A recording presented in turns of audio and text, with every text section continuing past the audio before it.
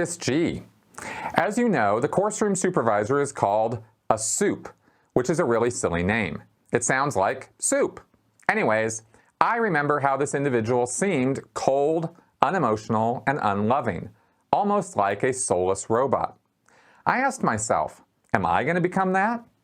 If getting trained morphs me into a soulless, ice-cold person, I don't want to pursue this path. How's been your experience? Okay, Marcus, well, first off, I just want to tell you straight up, please don't engage in going forward with Scientology. It is, this is Critical Q&A episode number 186, and if you haven't partaken in my earlier videos on this, please do so, because it's been made abundantly clear on my channel that Scientology is an abusive, destructive cult that you really don't want to have anything to do with. Now, all that being said, supervisors, course room supervisors, are called soups for short, because Scientology shortens and contracts everything. I was a course room supervisor for many, many years. And the thing that this question made me think of that I thought I might relate, because I've never talked about it before, is when I got trained as a course room supervisor, which is, by the way, basically the equivalent of a Scientology teacher in their classrooms where they do training. The course room supervisor oversees what's going on in that classroom. And when I got trained in Scientology's methods of how to be a course room supervisor, I was trained at a Sea Org facility by Sea Org members. And I was trained to be a soulless, cold robot.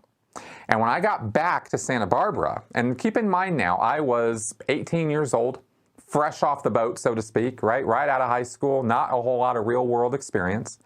So when I went to the Sea Org and I got trained on this stuff, and Hubbard said that course room supervisors are supposed to be tough, rigorous, unsympathetic, to the point, are also supposed to have a high tolerance of stupidity in their students and are supposed to be able to repeat information back to the student over and over again until they actually get it.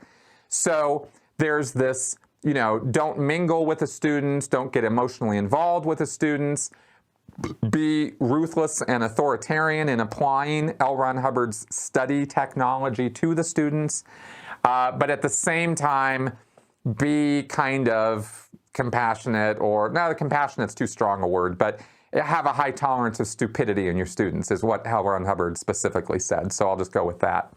Anyway, I came back and I was pretty heartless. I was like, these are the rules, this is how you're supposed to operate, I don't want to hear it any other way.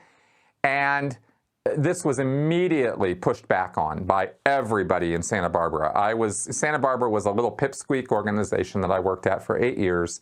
The people there were not, solid, serious, Sea Org, physically abusive people. I mean, these were nice folks who were, just gullible and got sucked into Scientology like all the rest of us did. And the staff there were trying to be pleasant and happy and compassionate and understanding and caring towards their Scientology parishioners for the most part. It was only when the Sea Org came around that things got heavy and hard and cold. For a while, when I first joined staff, that organization was being run by a Sea Org member, and she was a ruthless bitch. And that's, I say that kind of advisedly, because she was screaming at people on a daily basis. She was really, really very heartless. Her name was Carol, by the way, for anybody from those old Santa Barbara days who might be watching this. Anyway, so I came back with this Sea Org attitude, even though I was not a Sea Org member yet, and I got a lot of pushback on this, and I was told very, very carefully over and over again that I cannot be such a dick to all the public and expect them to keep coming on course and want to show up and want to get training in Scientology if they have to come deal with me, who's, treating them like like they're a bunch of jerks and out ethics,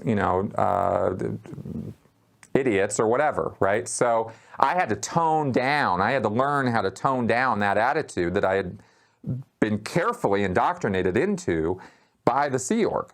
So then what would happen is sometimes I'd go back down to Los Angeles to get some correction as a supervisor by the Sea Org people, and they would correct me and get me all back into this, get me all hotted up on, I got to be ruthless and run this thing with a just efficient and hardcore and keeping Scientology working all the way. I got to get in there and I got I got to penetrate, I got to invade their privacy, I got to do everything that's necessary in order to boom my course room, is the expression, right? It was like make it bigger, make it more expansive. And I was told by the Sea Org that the reason my course room was not expanding is because I was too nice of a guy. And being a nice guys finish last. Nice guys are not what we want. We want ruthless, dictatorial, authoritarian supervisors. So then I would come back being all hotted up on that again, and people would be like, oh my God, and have to tone me down again, because what would happen both times and repeatedly is when I came back acting like a dick, people didn't want to have anything to do with that course room. And so the Sea Org was actually making it so that they ensured I would have a small course room by treating people the way they taught me to. And it was only when I kind of chilled out and started treating people like human beings and started being a little nicer to them that people started coming back into my classroom and wanted to do training under me.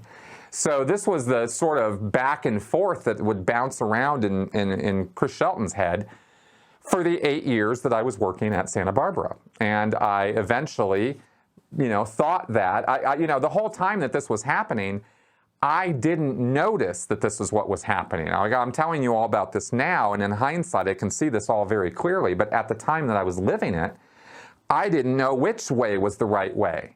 And it wasn't abundantly clear to me because the Sea Org was very, very hardcore. And all of L. Ron Hubbard's writings were interpreted or seemed to be saying that I should be this ruthless asshole. And all the staff in Santa Barbara were saying, yeah, no, don't do that. But here's what Hubbard said, and it just created this real problem for me. So as to how I was supposed to act and what my personality was supposed to be like. So anyway, I think I got that whole point across, but that was my experience as a supervisor in terms of being a soulless, ice-cold person. And if a strict interpretation of L. Ron Hubbard's writings on how to be a course supervisor will absolutely put you in that ice-cold, soulless frame of mind. So, there's no real question on where the Sea Org got that idea from. They got it from Hubbard. And that's been my experience with all of that. So I hope that helps you, Marcus, in your decision-making process here because, again, learn from the 8+ years of my experience. Don't get involved in that. It's just not worth your time or effort.